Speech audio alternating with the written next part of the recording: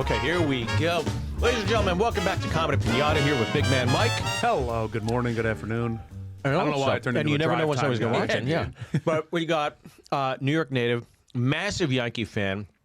I think the best baseball player that I've seen that is also a fantastic stand-up comedian, Steve Rannazzisi. Thank here you, buddy. today. Thank you so much. Doing Yes, the Albert Bell. yes, The Albert Bell. yes. Then we got a little. There we go. There we go. Getting Bang, the full point to that. little Fuck less yeah. juice than Albert Bell, but You don't live here anymore, do you? Are you? I do live here now. Oh. Yeah, I live on Long Island. We got to start Strong talking. Island. Come on, play. I play on Gotham's softball team. We need some hitters. Really? Mondays at 2. Central Park. Let's go. I'm GM of 2 travel baseball teams right now, so my hands are full. I'm like all over. I got my hands. I'm looking at film at night. You know, For they have this Pee-wee? thing called Highcast. It's like a system where you can like. You know, like all these travel baseball stadiums have like they built in like camera systems, right? No So way. you can watch, so you on the road you can watch your kid's game. They're nice camera.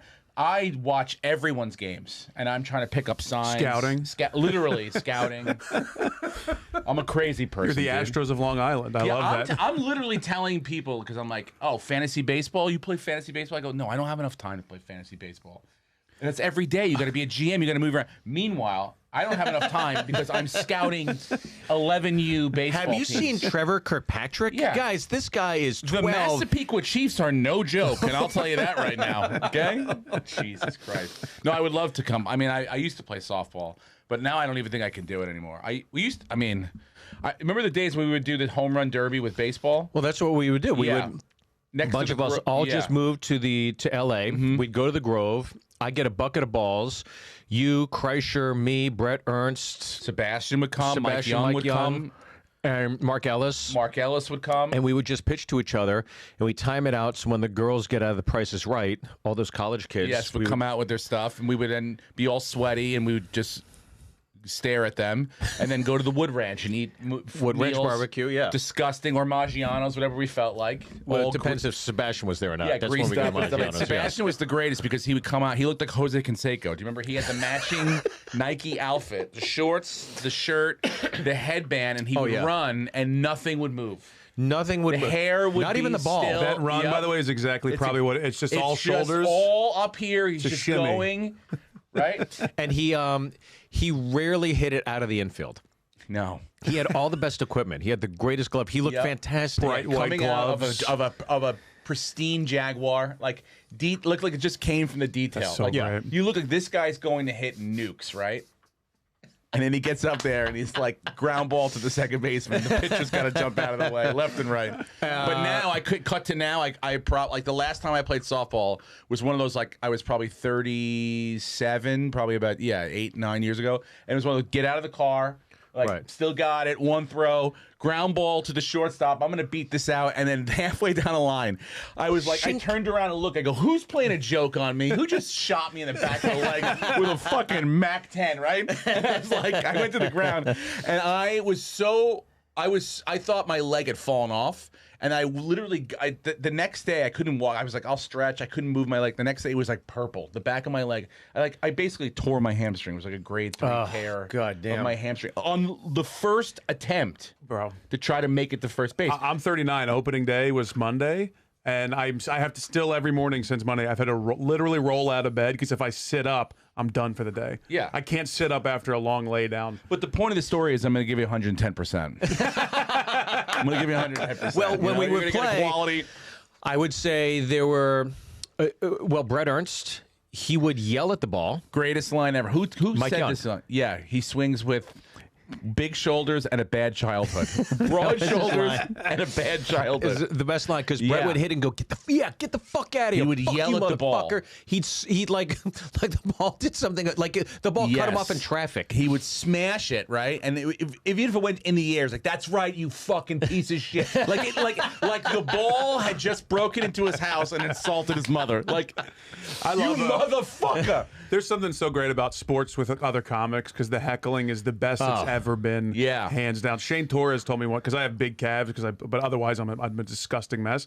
But I was up to bat. Right as about to swing, he yells out dead sounds. You have the calves of a much fitter man. And it just, I couldn't play. The rest of it was That's great. such a perfect sniper shot. It is tough. Golf is the same. We used to play golf too. Oh, that was the And Sebastian, the another same. one, like he had it comes all, in, man. he had it all. This is how we would swing. I mean, like this? line up the tee, right? Get it out there, the tee. Everything's waddle, good to he go. did The his little- waggle, Doing right? this The a few fucking, times. the fucking flick, right?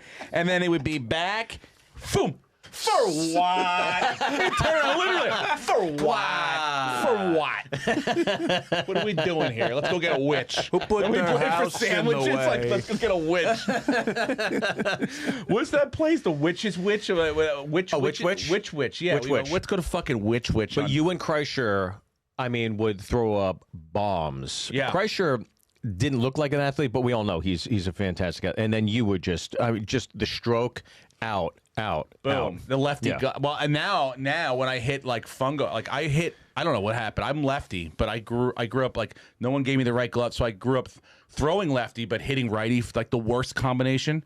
So Yeah. you know, like you would want to be the reverse. So I started like just hitting lefty, and then now I hit lefty fungos. And now I'm like, that's all I can do is hit lefty. Yeah. Except I weird. still golf righty. Like I'd probably be Oh, much really? better. Yeah. You if do I- one of the. Oh, that's yeah, weird. I'm just terrible at all of it. I'm just equally bad at all of it. So that way Right. it's like I'll never fix anything. I shoot like if I were to shoot skeet shooter, Yeah. I'd shoot left. If I If you were play gonna pool, shoot, yeah, I would shoot. I I'd shoot left. Yeah. If you're gonna play I guitar, play hockey.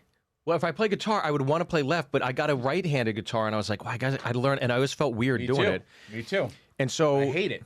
But I write right-handed, Wait, and so I you do play hockey? hockey right-handed. This is right-handed hockey. Right-handed- That's how I would do it too. So I think maybe comedy I should start writing with my left hand because it's bad with my Yeah, right. that you should. Start performing backwards. See What how side that of the goes. brain you writing with? Switch that. I'm all over the board. I Yeah. bat left, throw right. I eat with my fork with my But that's the best combo. with my right, and I chopstick with my left. So I'm all over the place. You right with you. What do you bowl with? Bowl right, What do you but I call bat right? left. Right. Bowl left. Yeah, Do you really? I can't Yeah. do that. So over pandemic, you were saying What? you took some master classes. And Oh, you I took, didn't take. Well, first of all, that's a loose term. Okay, sorry. I stole some master classes. Okay. When you see the commercials, they're very riveting. You're like, you're Yeah. 100% on board for this thing. But then I saw the price per month, and I was like, it's a bunch. I definitely don't want all this. Like a lot Right. of this stuff, I'll just hate watch, and I don't want to do that. who were the ones you did then? Because So you must I have done did- one or two, right? Yeah. So Okay. I told our buddy Josh Martin, who I know illegally downloads stuff. You can copyright that. I don't care what happens to Josh. If you want to sue him, Masterclass, I got it from Josh Martin. But I wanted the magic one. Magic Johnson. No. Oh, wait. The magic. How to dribble like Magic Johnson. Here's how not to. Here's how to beat AIDS. Here's how to pass like Magic Johnson and also beat AIDS. No, I got the master class of magic. Okay. From Penn and Teller, which was awesome. Now these are like 10 hours. No. How They're long was like, this one? I think it was like 6 or 7 segments, and each segment is a different time, but most of them are like between like 7 minutes and 15 minutes. Oh, like, that's broken it? down That's it? into that. Yes. Because I took the Ron Howard one. I took like a few of these, and I mean they're like college classes. So Maybe the magic was real simple. It was like he had him around people. That was the ultimate trick, convincing masterclass. Maybe I got can the teach cliff magic notes in of 7 the minutes. yeah, but it was like kind of like here's the thing. Here's what we're Yeah. gonna do. Now watch. I'll do it in slow. I'll do it open handed and show you how to like Right. openly do it. And then he would like do it again so that you. This is like, Penn and Teller. Penn and Teller, right? And then Okay. he had like normals there, like us. Yeah. And then he would have them do it to each other, and show Right. them like what it was like. But I feel like the videos were only like 15 minutes. You can't explain magic. You have to just do it over and over and over again. You can't just be like, "Here's how you do it," and then you can It's do it. literally like everything else. It takes Baseball, and forever. everything. It's just hand-eye coordination. You got a trick? Do you got So a then favorite trick you can do? Well, you no. Still got it? Please tell me you're not pulling out a deck of cards I right wish. now. I have 'em. I'm like, boom. I Here have they cards here are. somewhere. Here they are, guys. No, I learned, but I learned like there was one where it's like a move where you kind of go from one to the other. Like they wanted us to practice with a little like a ball of tinfoil, like it was Right. a kind of like a how you. This is like the called the- basis of a lot. Like from this. Like almost like a tree. Like this is the Bill Belichick tree. This is the gateway drug to. Yeah, like, you can do this trick, and this. And once you learn this technique, It's the French drop you're talking about. that's right. Yes, it is. It's the French drop. And the French pass is a derivative. How of do you that. know this? So I grew up You doing fucking magic. nerd. The French Oh, drop. French drop, French Boom. pass. Boom. Yeah. But once you learn the That's French why I drop, had no friends in like middle school, high school. I had like 3 friends because I when I would go to like magic class when I was a kid, and did? I worked as a magician, Dude, because in high school, like at kids' parties. Ogre magic. Biggest magic in the world. I got to tell That's you, what they build it's me. a rush because once you fool yourself Yeah. for the first time, you're like, whoa. You're hooked. Right? But then once you fool someone that you believe is not a stupid A person, stooge. an idiot, it is like The greatest you feeling in the world? It is magic. Yeah. You feel you're like, I'm it is invincible, magic. and I have now like Yeah. I powers over everybody else. Because is you your always trick? have something in your pocket that you can be like, I can beat everyone here with one thing. Yep. If everyone's like, oh, I'm impressive, and then someone goes, don't you do magic? You go, I don't think I can try something here. Yeah, That's yes. my favorite. It's the, You have it, yeah. It's like the guy that's like, you want me to play something? Hold on. And he pulls out the guitar, lefty, right, yeah. and he plays it fine. What's your go-to? Well, it was like this card trick about the queen, like follow the queen or something like that. I honestly don't even remember it. I couldn't even do it right now. It Yeah. was like in that. That's what it is. It's like it was like heroin for me. Right. I tried it. Is it the one where it's the queens are hiding all in your hand behind the kings or something? Yeah. I got that one. It's a good one. It's like we're soulmates, dude. Yeah, dude, I love magic. It's my. It's like my secret. That's like me. Like I have to. I'm out coming out of the closet right now. As a big magic Welcome back to fan. Nerd Circus here No, in New York dude. City. Nerd Pinata. I'm telling you right now. I know you have that bit like as a magician where he does his stuff, but it does feel special. And I'm gonna say You really feel reinvigorated. it. And it did, and like that's why I don't chase it. I'm like I'm not gonna continue to go after it. I'm not going to any camps or anything like that. But I'm gonna. Do they have adult fantasy magic? Magic. It's fantasy just camp? called Magic Camp. Yeah. Yeah. Eddie's Trick Shop. Shout out to Eddie's Trick Shop. They used to do camps. There was adults there too. Really? I saw some shit at that camp that I'll never forget. To this day, I go. I saw how he showed me how to do it. I have no idea how he did it. I mean, that's the A thing. blind guy. That's You were what I'm talking about saying. a blind when guy. When you trick yourself, when you go, I know my hands are not even my hands anymore. Yeah. I'm someone else right now. Someone It's has the taken, devil. It's really. You want to know how gay I am for magic? My Yeah. LLC is Ten and Peller. LLC. When I did that Amazing Jonathan doc, and I was talking Yeah. to Jonathan, I was talking to Joel, and one of the first things I did when I was doing it, because I would see these, I'm in the edit bay, I'm just seeing it 1,000 times, and I asked Joel, I was like, all right, how does he do this one? And Joel was like, he's like, I'm going to tell you right now, if you open up this box, it's going to be disappointing the rest of the movie. Yeah. So I would not ask any more questions. And I was like, all right, so how about this? Just tell me how he does the one, and I will never ask about any of the other ones. He goes, okay. So he told me the one. And the minute he told me, I was like, oh, fuck, that's it? And he's like, yeah, see? So don't ask anymore if you want to keep the illusion That's of it. literally what it is. The truth of the magicians never reveal their secrets is because it's really lame. Yeah, it's kind of like once once you hear it, figure you're it out, like, you're "Yeah, like, what?" this is all stupid. Then, there's a wire. Yeah. You know, Yeah. like you don't want to reveal it because then you're fucked as a Yeah. magician. You're like, I know what he's doing. Right. I know it sucks. That's the part. Because you just know wanna it's not keep- real. But once you know it's not real, then it like changes everything. But that's the difference between magic and illusions. No. Like the illusion is like, you're going into it going, this is an illusion. It's all just, there's a trick. But magic is like, oh, how did that happen? Oh, I have know what never I mean? separated the two. I think they're the same thing. Yeah, but Really? like when, Yeah. you mean like when David Copperfield would make like the Statue of Liberty disappear and it was like on television? Like to me, You're that's like, an illusion where you're like, okay, someone would explain that to you. Go, fuck, it's an illusion. It's not Sure. real. Yeah. But magic gives the sense that they could be real. Does that Yeah, make because sense to you? it's, Yeah. The sleight of hand stuff it's literally right in front of my eyes. Right, right. I don't believe that you made the Statue of Liberty disappear. Right. You know, like even if I'm watching it at home, I don't care. But I'd heard what. But if you're standing right in front of me and you Right. got 3 cards and I could follow the queen and all of a sudden, bam, it come from behind your ear, you know, like you're like, They get what off the is- ground. What Did in I this just get shot? planet Did just Right. happen here? Right. You want to know the Statue of Liberty? You know what that is? Giant French drop. No, I heard it. Wasn't it a rotating stage, right? It's the same thing. Is that though. it? Yeah, It's the okay. same principle It's of the the same illusion. Fucking principle. It's the same principle. It's an illusion. It's all. Yep. I'm distracting you. I'm over here, but The trick's puppet happening over master's here. down here. That's you on, like, that's your dating life, basically, right? Yeah, Right? Don't look down Don't here. look down here. Just look at the charm and what could possibly be. Look at the clay that you can mold this fucking person with.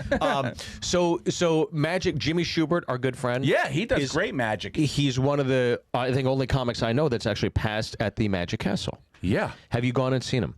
I've never seen him, but I've gone there before. I like it there. When you go to Nashville, there's a great almost similar to the Magic Castle, House of Cards. Oh, it's really? a great fancy dinner, Nice. beautiful restaurant. Like, it looks aesthetically gorgeous. You feel like you're in like the fanciest restaurant in the 1930s. And you go in, you do your dinner, then you go in, they have a show. So everybody that eats dinner there goes to see the show, and they do the show every hour. And then you go in and they do sleight of hand at 2 different stations, and they have somebody going through the showroom that does sleight of hand. And it's one of the funnest experiences. I love magic. I love watching it.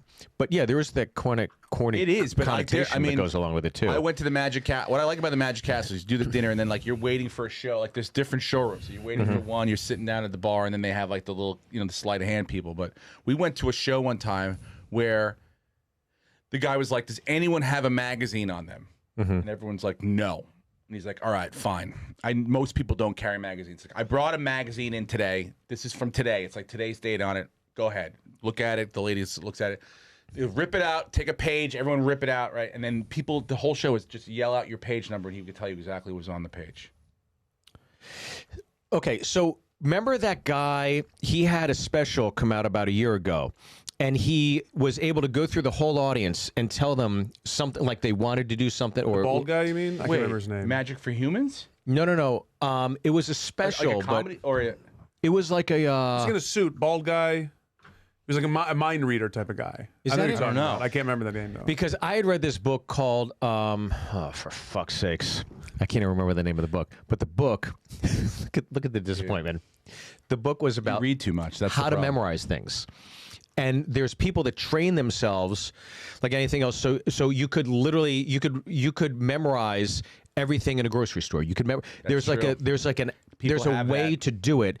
And so when I hear something like that, I'm like, oh, he just memorized the magazine, and then he went and did. So If you had it's a impressive, but photographic memory. That is and a real you were thing, like, though. Yeah, like, Yeah. But it's Christina Applegate's got a photographic memory. I did a show with her one time where she got new pages, like, and I've never seen anything like it. She was like this, and every word. This is all like That's brand crazy. new. And if she fucked up I was like, oh my god. For some reason, my brain just went to morning radio for a second. Oh, you and I guys- was yeah. like, holy shit! I just said fucked up a line on morning radio. Yeah.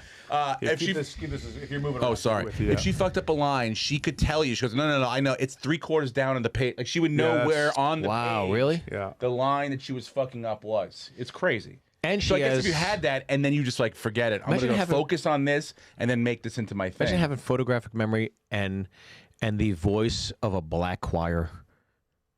That's Christina Aguilera. Oh, I was saying Christina Applegate. Oh, Christina Applegate. I thought you said Christina Aguilera. I was like, really? I was trying hard to riff on that, but I was like, I don't know how to so do that. hard to make this connection with you right now, and I'm like, I was like, wow, Christina that's really Applegate's she's really Black talented. Choir. Christina Applegate. We should all go to Chris Monday Night Applegate. Magic Yeah, one night. Applegate. Yeah, sorry.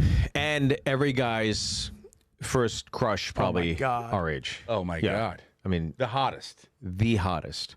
And Yeah. pretty funny on that show, which is tough task to do. I'll go Dude, one that- higher. I'll go. It was my first was Peg Bundy, and then it was her. I got to be honest with you. I'm not saying I agree. Well, you're from New York. Of course it is. Peg Bundy is every It's New Yorker's. filthy. Yes, big hair, big lips, a lot of makeup, loud, abrasive. filthy. Yes, that's what Yes. we like. Tight clothes, ill-fitting. When I was 9, I didn't know what she smells like cigarettes looked like, but I that's what I felt. I don't know what it was, but I was like, this is it Yeah. right here. I'm better than Al. Your wife, and I know your wife, Yep. she is a spunky, like hot version. Oh. Because she's a firecracker. yeah, very much so. You just gave me. I'm gonna tell her that. I'm gonna like. I want to go as. I got an Al Bundy Polkai football jersey. I got one too, yeah. I love it. Did you ever see the baseball card they have of him? No. It's so goddamn funny. Really? It's him, like, and he's on the ball, and he's got the thing on, Oh, no. and they poke high Al Bundy, and the stats are on the back, 5 I gotta touchdowns say, in one pound for game. pound, Oh, I my probably haven't God. watched that show in a while, but they were they're heavy. I Oh. mean, Ed O'Neill really kills that show. Beyond. Like just Still holds up. Oh, still holds And up. Roseanne's another So one. Those funny. two, I think, are still like I can sit and watch all day still today. because and I know it would have translated even if it was because it's almost like a play. Like he would stare at the audience and they would go crazy, right? But it works even because if you watch Modern Family, Yeah. there's elements when Sofia Vergara is at him and he's just staring at the camera, giving like a. somebody kill me please eyes. Yeah. It's still like if it was a single camera show, it would have worked just as well. The show was just funny. Those people were funny. Hey. Yeah. Hand Oh in the my God, pants, dude. constantly worn down. Will you please? That is one of the most Selling underrated shit. sitcoms. Yeah. And it's that and The Simpsons single-handedly put Fox Network like on its back Yes, and made it very successful. much so. Otherwise, you don't have Fox Yeah, Sunday because- Football anymore. Because of those two What shows. else did you ever watch on Fox besides? Well, Living Color came after that, right? Yeah. Simpsons. I say those. And Simpsons Living was first through Tracy Ullman, but Married with Children was the first hit they Yeah. had, and then Simpsons branched off and became bigger than Tracy Ullman, and there you go. Yeah, but they really were the only thing people watched. All right, let's get in this, boys. Oh God. So we watch stand-up, Stevie. As you I know. So we're gonna watch some clips. I don't know who these are. Okay. Okay, I never know who these are. The catch is we watch 3 clips at the end. This is the tough part because we are always watching the bits, not the comics. But you can discuss however you want to go. Yep. But one of us will be a clip Yeah, I at the know. end. Okay, here we go. Number 1 is Brody Stevens. That's Brody amazing. Stevens. Yes. All right, here we go. Thank you very much. I know many of you are trying to figure out where I was in The Hangover. I was not the monkey. I was not that. Very hairy as a child. True story. Very hairy. Growing up, most kids in my neighborhood had Flintstone vitamins. Somehow, I had Rogaine chewables. I was on Last Comic Standing. I'm funny. Last Comic Standing, season 4, episode 1. I was on there. I've got a bike now, but I'm saving up. I'm going to get a 1996 Toyota Avalon. Yes. Thank you. Leather exterior. Cruise control in reverse. I love hip-hop, a great sound system. I love Bow Wow and Ludacris. I'm doing okay. I was in the Hangovers. Hangover 1, in it. Hangover 2, in it. Due Date, in it. Funny People. I got cut out of that. But I'm making money. It's a good feeling to be able to take my mother out to lunch and pay half. I can do that. A lot of people say, Brody, you live with your mother. And I don't live with my mother. That's a lie. I live with my sister. In a condominium owned by my mother. I do work out. I bench press 250 pounds today. Thank you. Thank you. At Curves. Her name is Sheila. She fell off the life cycle. Stay with me, people. I'm professional. Booking things, feeling good. My sister was abusive. She beat me up. True story. Growing up, she beat me up. She spit on me, threw keys at me, beat me with a pan. And you're saying, Brody, what beatings hurt the most?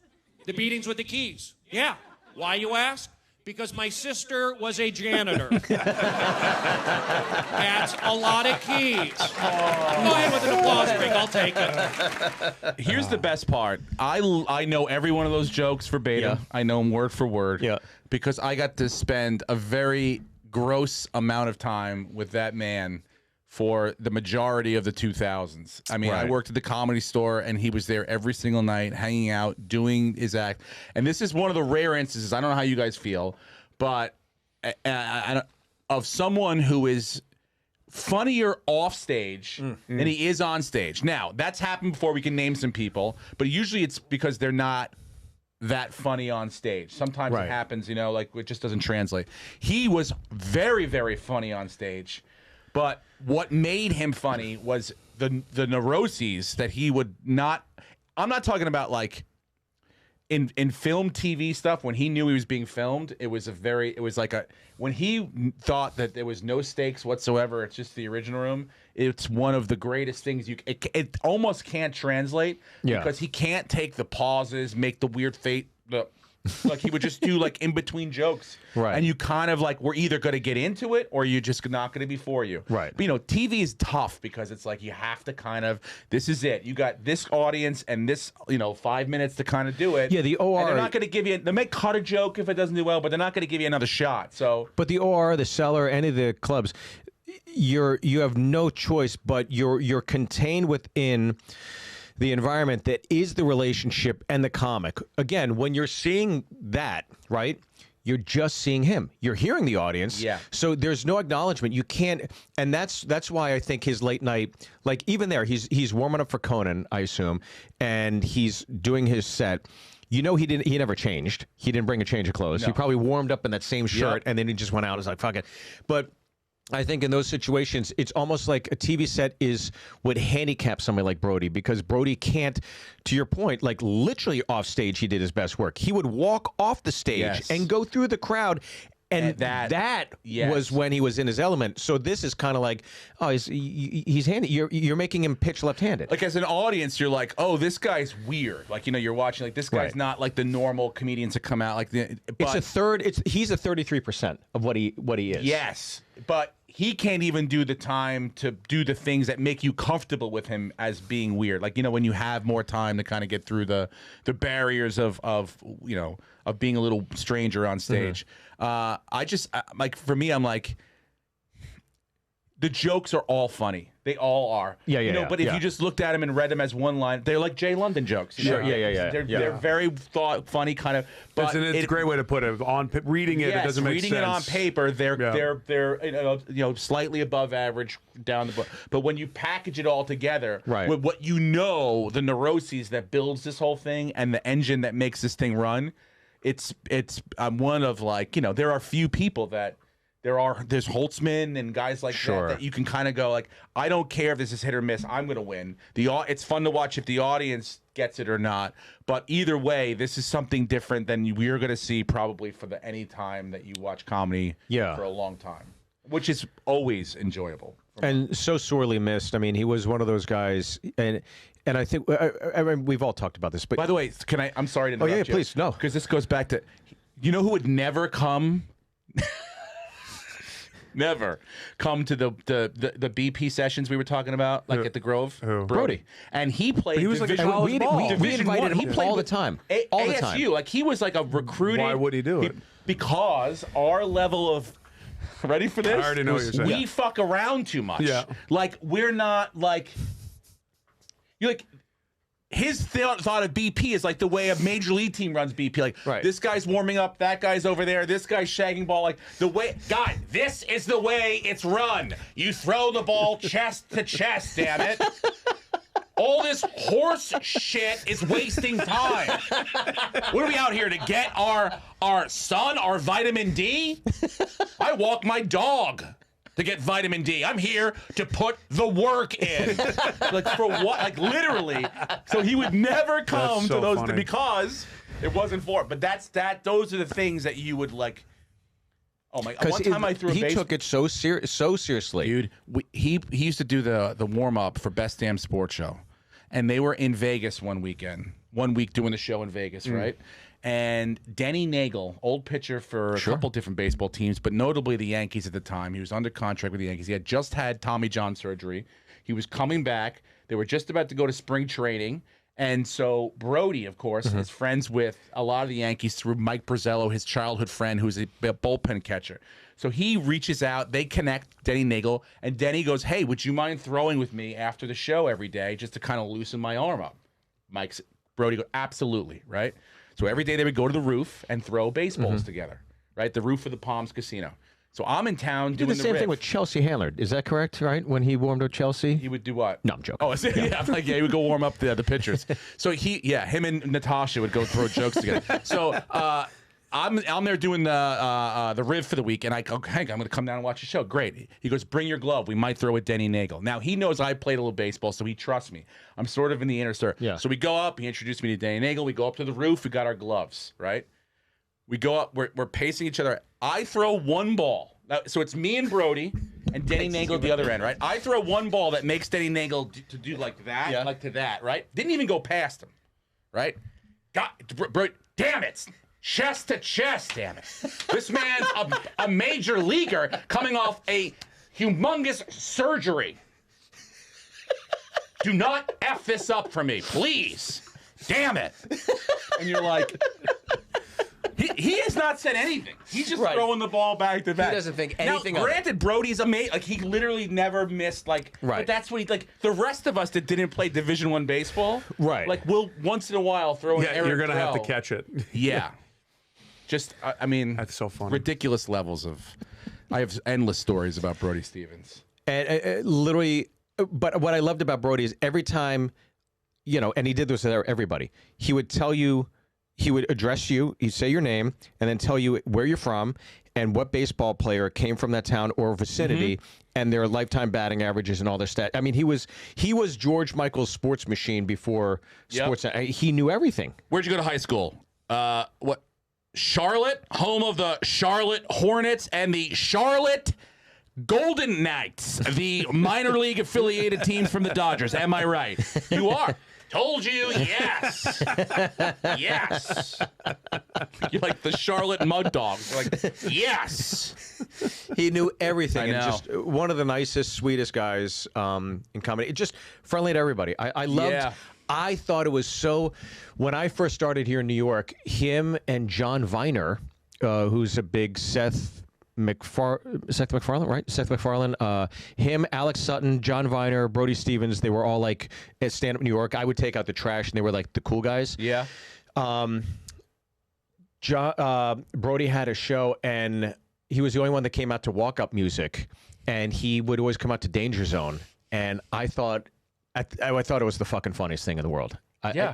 And then he's hamming it up. Yep. And it's just I mean, like, it talked to the level that he would bring at the comedy store. He would come up to music, whatever it was. Yeah.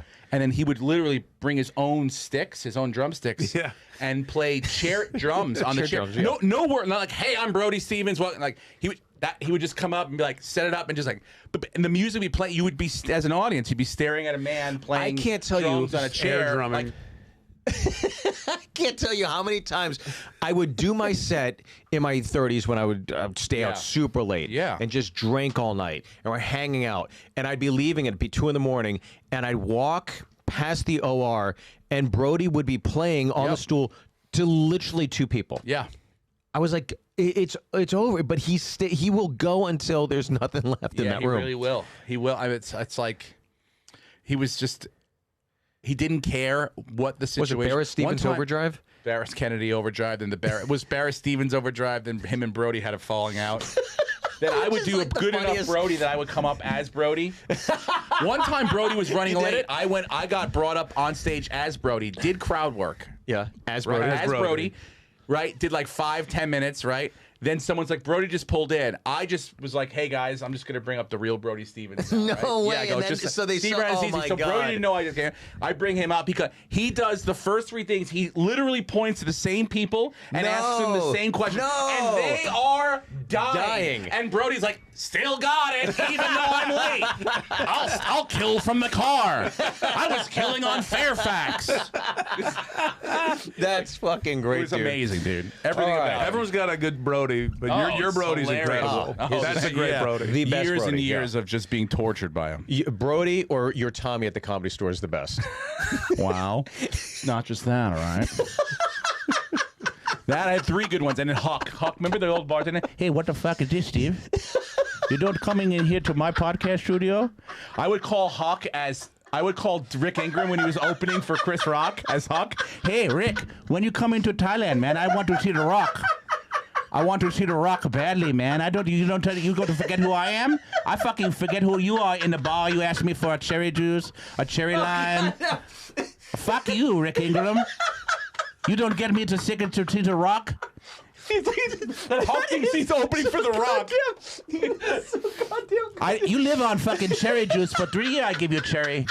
Because you poor. And now you open for The Rock and you don't give me no ticket? Oh, Yeah, dude. goddamn. That is so Holy spot on. shit, Jesus bro. Christ. Those people are treasures in my life. All right, here we go. Number Go for it. Number two. Oh. Ready? Oh, no. Am I going to cry again? Bobby Lee. Oh, great. Perfect. So let's watch a What is Bobby this? Lee clip. What clip is this? When has he I done have no stand-up idea. on television? I don't. When has he ever recorded something? Well, interestingly enough, it's not. And Oh, it's I a can long time imagine. ago. White Yes. people, have a round of applause for white people that are here. I love them so much. You know what I'm tired of? People going into detail about their ethnicity and nationality. I don't give a fuck what you are. People go into detail like, I'm half German, quarter Irish, part Navajo Indian. You're fucking white. Just say white. I ran into a girl the other day. She's like, I'm half Chinese and half Mexican. You're Filipino. looking around. Filipino. White people say racist shit accidentally. That's gonna stop. I had a photo shoot for this Harold and Kumar movie, right? Photographer is white. He kept saying, Bobby, can we get more expression in your eyes? I'm like, what the f? There's only two things I do, open and close. This is happy, sad, angry, all that shit. Take the picture before I close them, I did that.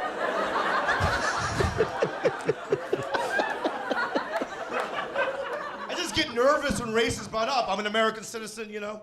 I was at a Starbucks, this really happened. This old man came up to me, and he goes, are you Korean? I got scared, I'm like, yeah? Then he goes, I fought in the Korean War. I didn't know what to say. I wanted to say thank you, or I don't fucking know, you know? Cool, you know? But what came out of my mouth was, me too.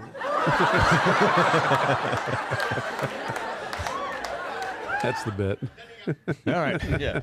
What are your thoughts when you hear the name Bobby Lee and you see Bobby Lee? Well, funny bones. Bobby to me has what you would call, I think, is funny bones. This is what I was hoping you'd say, because this is the only person I've ever heard described as that, and I think it's the perfect way to describe it. Yeah, I'm trying to think of, there's certain people, Bobby Lee's got funny bones. I don't know, do you know Eden Finance? Yeah. He's got yeah. He's got funny bones too, I feel like. Yeah, but I see that. Bobby Lee's got like a thing where it doesn't matter what the joke is, it doesn't matter how funny, he's going to make it funny. He's going to do something that's funny. He's just a funny person. Whether he worked at a bank, he would have been the funniest person that worked at the bank. Right. And he, for me, is like, Brody was always like, it was a false confidence. Brody always wanted you to like him and wanted the audience to like him and hopefully got him on the side. But if they didn't, it didn't matter. Right. Bobby, you could see, you were saying like before, why is he looking around? Because he's yearning to be loved. Yearning. Yeah. Yearning and yearning and yearning to be loved. And as most of us are. But Bobby, it's like, it's like an open wound on stage. Yeah, a little bit. For him, it's like, he just lays it all out there. He's like, I will do whatever it takes to make you laugh and like me. Literally, whatever it takes. He's a I slit. will show you my asshole. Which He We'll show you his asshole. you know? Yeah, he was tucking before it was cool. And he's always so afraid to follow somebody else. Anybody else. Like, he doesn't Yeah. know how, like, you know, some people are like, I don't know, I can't follow this guy. But you're like, he knows he's good. Like, Bobby believes in his heart that he can't really follow anyone. Yeah, I saw him. I mean, we've seen him multiple times in the hallway at the Comedy Store, but I remember he was at, we did the Hawaii Theater with Ken Jeong, and Bobby had to close it because he was the big draw at the time, and Bobby was going up last. And you ever see that picture of Kurt Cobain where he's like crying and he's like all disheveled and I mean, Bobby was literally backstage like that with his girlfriend. She's rubbing his shoulders. I'm like, what the fuck is wrong with you? He's like, I'm like, you're the one on TV here. Just shut the fuck up and go. I think he believes, because of maybe just the way he grew up, that like this is a lineup and they're gonna not like someone in the lineup, and you probably killed, and Dr. Ken probably killed, and whoever else probably killed. Yeah. But he was like, well, that's it. The quotas of killing are up, and now someone has to bomb, and that's going. Someone's going to take not it. like I could maybe not do it. It's going to be me. I'm predestined to bomb. There is the other side of that, though, when you're on a lineup and you see somebody bomb, you're like, well, got that out of the way. now we're going to be fine. Oh, if I'm on a lineup and I'm going after Bill Burr and he bombs, I'm going to be like, oh, thanks. Like, what happened? Like, thank God. Yeah.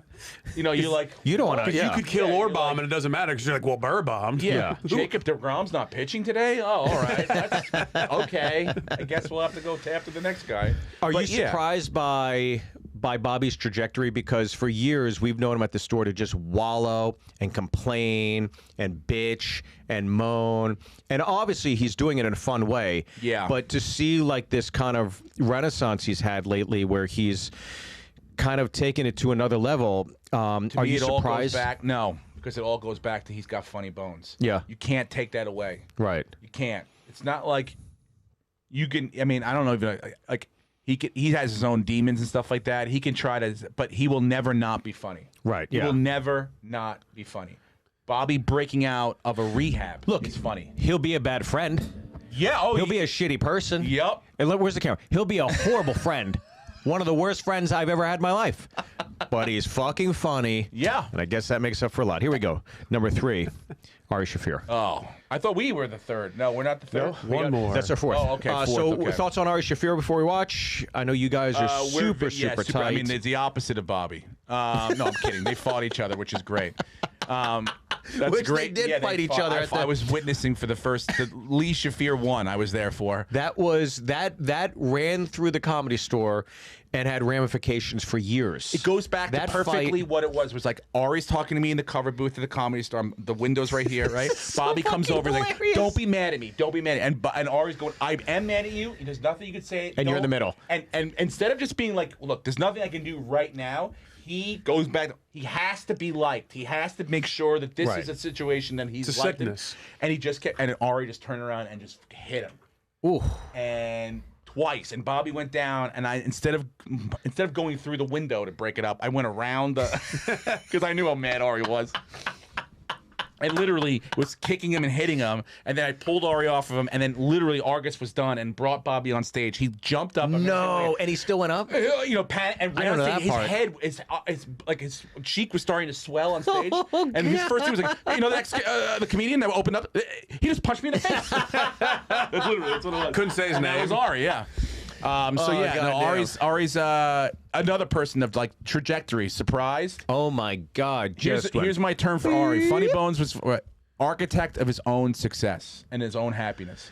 Yeah. He had built it himself. Every time I'm like, this idiot does not know. I'm like, you have to be on television, you moron. Dude, and he's like, you don't have to be on television. When he I'm like, walked away from his success, this is not happening. Oh, When yeah, he walked yeah, away yeah. from Comedy Central, I was like, wow, that's fucking ballsy. And everybody was like, oh, it's stupid, fucking idiot. I was like, hold on. What exactly? And then you learn the layout, your ownership, all this stuff, and you're like, that's fucking, I don't know. After that, well, I always loved him at the Comedy Store, right? But after I was happy for him with the success of the show. But when he did that, when he pulled himself off the show, put his hour on Netflix and did something, I was like, oh, this is for the marathon. He's in for the long haul. This is not a sprint to him, because a sprinter's mentality would have stayed with that show at Comedy Central. Great. And he wasn't happy with it. No, that's. I mean, I would have probably been. I would have been like, whatever you guys want, we'll just figure it out. I think 90% of comics would. Most would, yeah. Yes, but he's always sort of done it the hard way and his own way, and rewarded for it now. And very much so, very much rewarded for it, as he should be, because he is truly like the architect of his own happiness. Fucking hilarious. All right, let's watch a little Ari Shaffir. Yeah. Let's talk about the Bible. Yeah, the original Bible, the Torah, not your shitty remake. Yeah. I'm not talking about your all-girls Ghostbusters version of the Bible. Talk about the OG shit. Yeah, I was raised Orthodox Jewish. I don't know if you know what that is. That's a Frisbee Jew, you know, that kind. Second highest level of Jew. One step down from Hasidic Jew, or as I call them, Mortal Kombat Jews. Yeah, whenever you see one, just go, finish him. And they'll know what you're talking about. It's great. The ones with the, the sideburns, the curly fries, as my black friend calls them. Yeah, my friend Miss Pat, she came to visit me in New York. She'd never seen one. There's very few Hasidic Jews in the black ghetto of Atlanta. She saw her first when we were talking, she just goes like...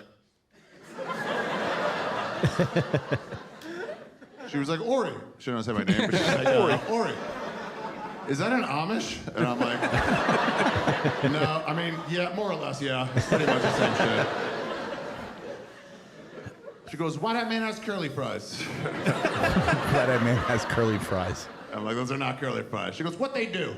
And I'm like, first of all, the grammar on you people is on another planet. And by you people, I don't mean black people. I mean non-Jews. Yeah, Jews are racist, but we don't see skin color. We see IQ and income level. That's all it is. Yeah, goys, that's all you guys are. You ever hear that word? Goy. It's Yiddish for non-Jew. Yiddish is like Jewish Ebonics.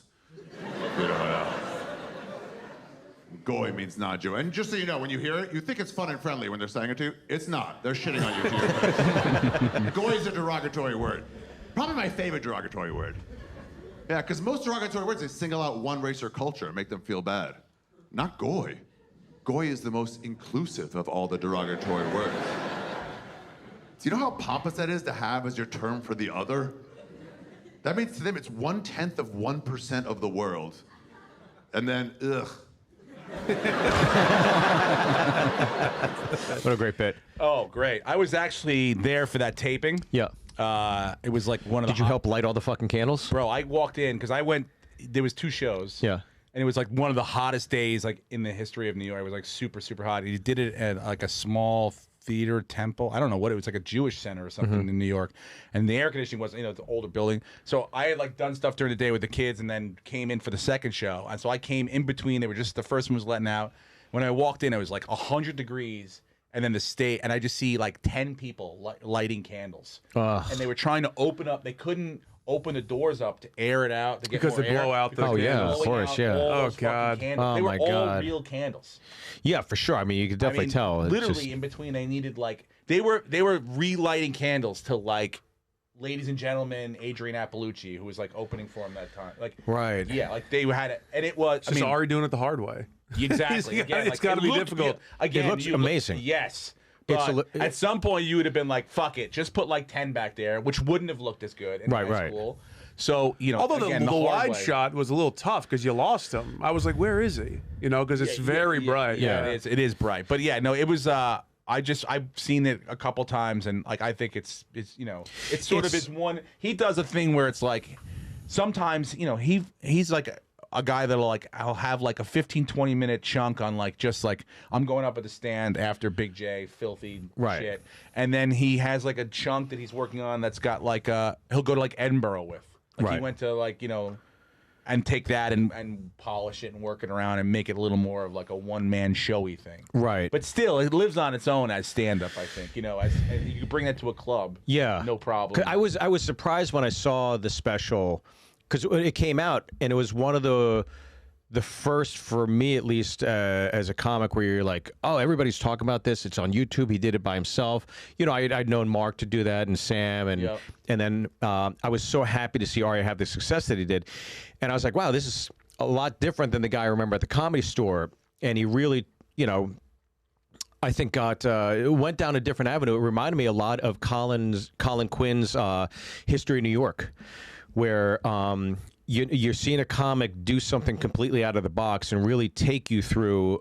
You're being, I hate to say this, but you're being educated along the way, which I really, really appreciated about this special, and learning a lot, and obviously being hilarious along the way. But I was so proud of him, and I'm not surprised at the success of this one. Yeah, me neither. And I think like his new thing will probably be like just like a series of fucking awful thoughts that are funny, not necessarily under the umbrella of one thing, but. This for him. I know it's been a while. He was supposed to do this. Again, another person that's had problem. Like he was supposed to do this like a couple years ago. And then shit went down with some. What are you talking about? I don't know, some tweets or whatever. It's like, and I find him very offensive. But this is what I love. Like you see, like somebody like him, Shane Gillis, like people that got literally canceled. Yeah, you're done, dead to rights. You're over. Your agents dropped you. We're fucking. And it's just like, it's another example, at least for the comedy community. I hope artists that the gatekeepers aren't in LA or New York anymore. It's all in your hands. It's They're all in right here. It's it. That's all. They live in Austin now. Yeah. So in case you're wondering where they are.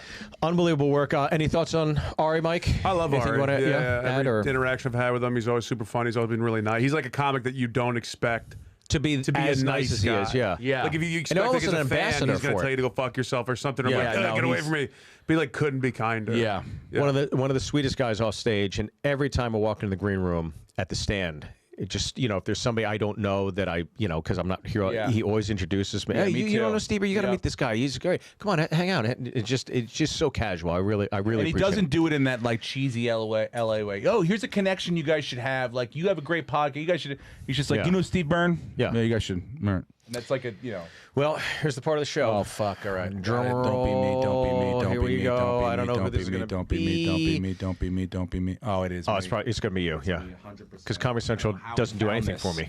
My son was 3. We had an incident in my house. We had a babysitter come over. Very lovely woman. Had been in my house before.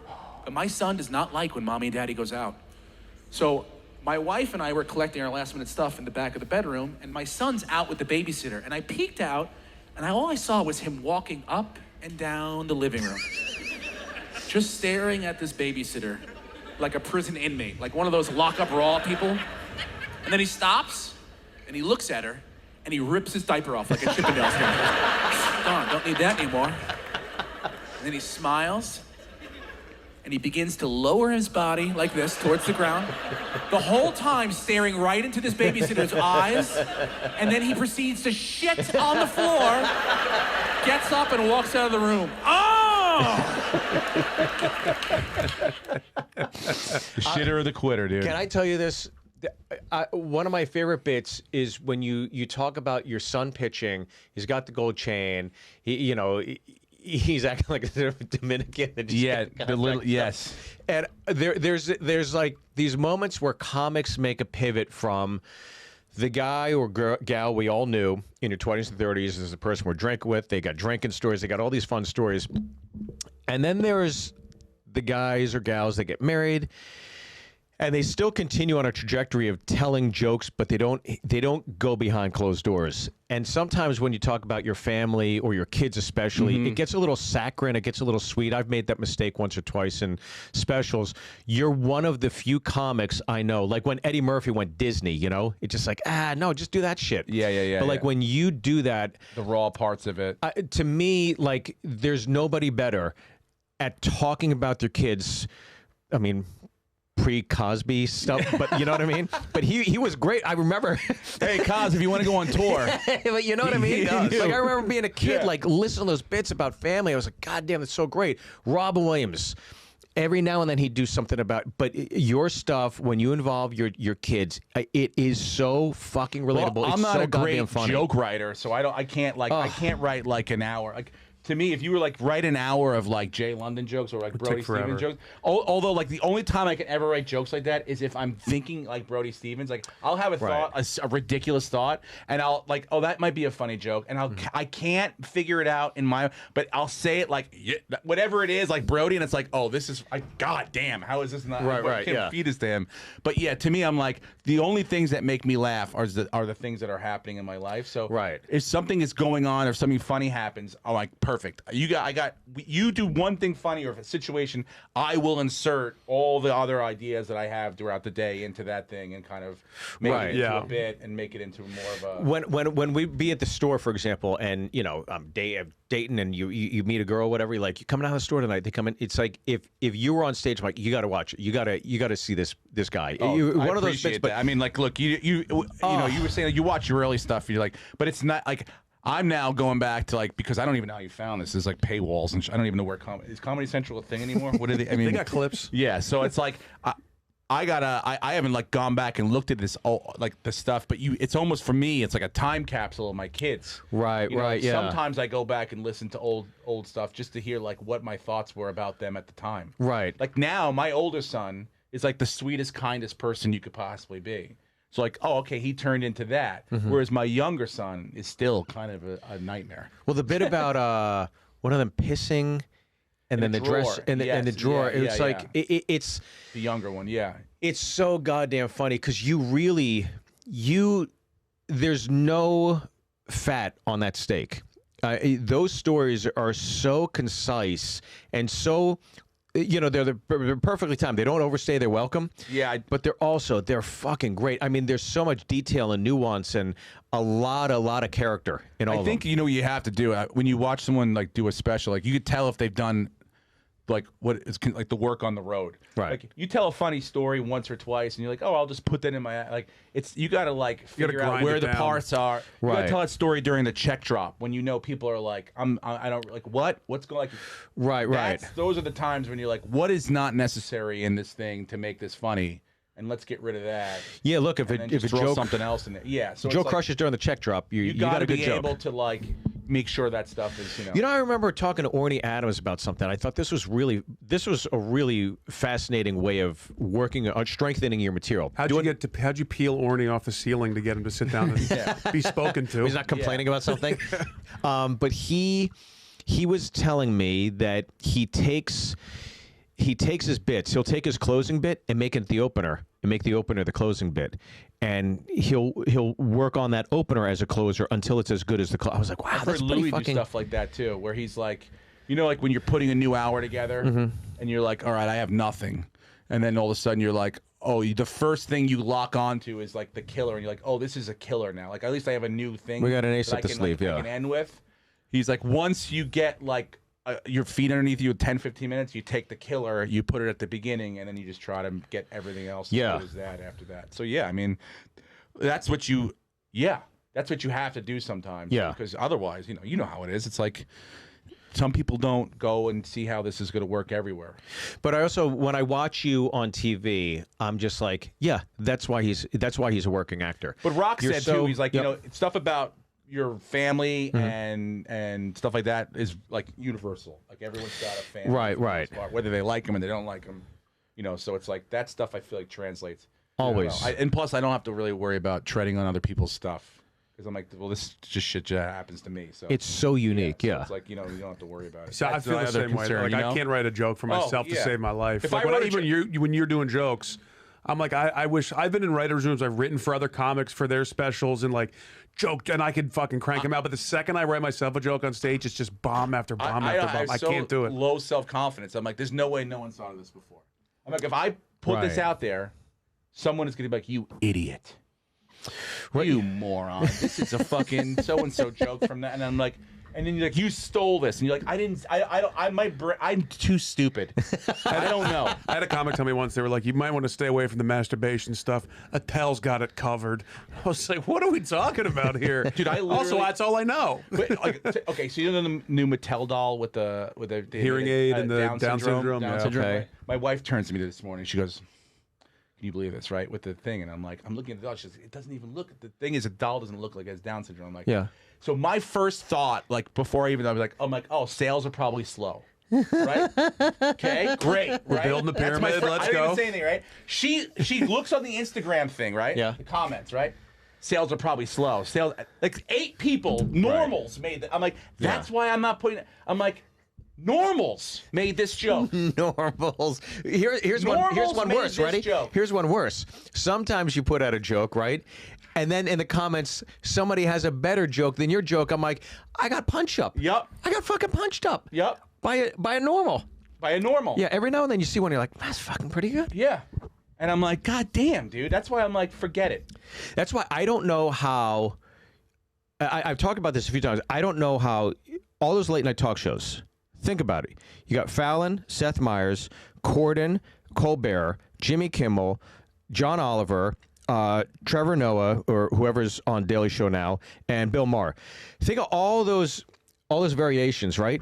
How are you going to compete? Because when we're doing a joke or you post a joke, it's like, yeah, maybe somebody out there saying, but if you're in that political, satirical spectrum, it's like, how are you going to tell a joke that is different than the 15 other platforms that are on national television and not get accused for the same joke? Yeah. Exactly, and not get accused of stealing or thieving or crossing streams or whatever.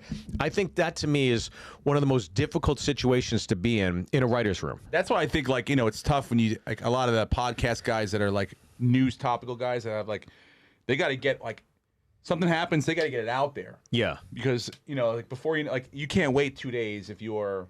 That's why Greg Giraldo. Like Tim Dillon, like you can't wait 3 days to find out like people want to hear his take right away. Yeah. And he probably doesn't want to hear anyone else's other shit before he gets his thing out, yeah. So it's like. But when you hear one, though, like a topical one that a Daily Show or something does, and then you hadn't heard, you're like, fuck. Happened to me yesterday. I was, whoever's on the Daily Show now was hosting the Costa, Tucker Carlson got fired. Yeah. And there's every joke out there where they were like, something about ironic that the most transphobic network just cut off their own dick. I was like, oh, that's a great joke. Yeah. I hadn't seen that yet. Like, oh, okay, you did it. You found the bit. You found the joke. It's I love when I see that. You catch one. It's like, we did it. I wonder if they have to. Oshak, Bob Oshak, he still writes for Bill Maher and stuff. Yeah. I was like, I'm wondering if you have to like watch the other shows to see if they've done something that you're like, why am I going to hand in? Yeah. Or you don't. You just go, fuck it, just hand in what you can. By the way, Bob Oshak, a name I haven't heard for years. One of those guys, I wish to God he did stand up more. He is so you should fucking do him. great. He has a half hour, and he would be a guy that, because you could tell he's a writer. Yeah. He'd be like, hey, man, he's the nicest guy ever. Like, how you doing? I'm like, he's like, I got to work on a new bit tonight. I don't know how it's going to go. He'd go on stage. It was not only like a thought out bit, but it was like perfectly polished. And the wording on it, everything, it was done. Like what you would consider done is like, right. I got to work on this. It's like, that's how No, he you don't. started, dude. Yeah. He has the joke. He's got 4 tags. Yeah. Whereas it's like, Yes. I got an idea. I could Yeah. You're putz coming around to it. this Yeah. thing differently than I am. Yeah. I had a funny thought during a fucking dump today. That I'm like gonna try to get out, maybe on stage. Well, it down. I got to thank our guest, Steve Rannazzisi. Steve, where can everybody my keep up pleasure. with you, buddy? Steve Rannazzisi on Instagram. I got a podcast called What's the Odds, and SteveRannazzisi.com for tickets, tour dates, and everything. You know, And plus, I'm gonna doing be- Washington Square Park, doing card tricks. That's right, and I'm gonna be doing a sleight of hand, the old French drop. I'm gonna start at Bryant Park. They're nicer in Midtown than they are downtown. Build your way up. There you go. There's a blind guy in Washington Square Park that does a card tricks, and it's unbelievable. Really? Yeah. How do you know he's really blind? Well, he stinks. Like, he smells really bad, so I have to assume that he's like not. He can't find the That soap. could be the cover. Hello. Big Man Mike, where can they keep up with you? InMyOwnHead.com, at Big Man Mike on everything, and at comedypinata. That's where you can find the clips and all the info for the show. Ooh, that's right. We got to thank our sponsors. Sorry, Stevie, this is going to take 1 second. Go for it. It's a good one. Did you know car repossession is on the rise? You know you also have every right to stop a repo guy from taking your car. Consumers have broad rights to stop a car repossession from happening. That was where their law firm Sue the Collector can help you if your car is about to be repossessed or your car was repossessed. You verbally told them to stop and leave your car alone, or physically hurt or injured by the repo agent, or they took the wrong car altogether. You may have a case. The attorneys at Sue the Collector specialize in wrongful car repossession, can help you or your loved one. If you or your loved one were injured, lost valuables, or wrongfully had your car repossessed, call us now, 1-877-BAD-REPO, 1-877-BAD-REPO. Again, that's 1-877-BAD-REPO. Thank you to our sponsor, Jared, and all the folks at Sue the Collector. This was one of the episodes I was super excited to do. So thank you so much, Steve. I really appreciate it. I love hanging out with you, man. I love seeing you. I'm so happy. All right, thank you guys very much. Rate, review, subscribe, all that good stuff. Comedy Pinata. We'll see you again next time.